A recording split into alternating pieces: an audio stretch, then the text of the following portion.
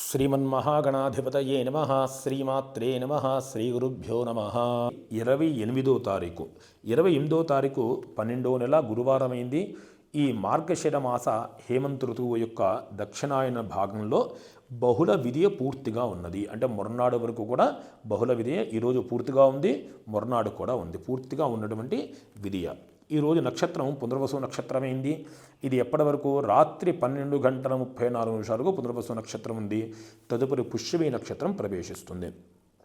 అదేవిధంగా ఈరోజు రాహుకాలము 1:30 అంటే మాధ్యాహ్నంలో, అంటే మాధ్యాహ్న కాలంలో 1:30 నుంచి 3 వరకు కూడా రాహుకాలం ఉన్నది. అలాగే దుర్ముహూర్తం ఉదయం 6 గంటల నుంచి 7:30 వరకు ఉంది. పునః మరలా మధ్యాహ్నం 2:30 నుంచి 3:30 వరకు దుర్ముహూర్తం ఉన్నది. అలాగే వర్జ్యము పగలు 11:48 నుంచి 1:30 వరకు కూడా వర్జ్యం ఉన్నది. ఈ చెప్పబడినటువంటి సమయాలు కాక మిగతా సమయాలన్నీ కూడా యోగ్యమైనవే ప్రతి పని చేసుకోవడానికి. ఆ యోగ్యమైన కాలంలో కూడా మరింత యోగ్యత కలిగించేది అమృత ఘడియలు. అది ఈరోజు రాత్రి 9:59 నుంచి 11:41 వరకు కూడా అమృత ఘడియలు ఉన్నాయి. ఇది ఈ సమయం మిగతా దుర్ముహూర్త వర్జ్యాలు తీసేగా ఉన్న సమయం యోగ్యమైతే ఈ అమృత ఘడియలు మరింత అత్యంత యోగదాయకమైన కాలము.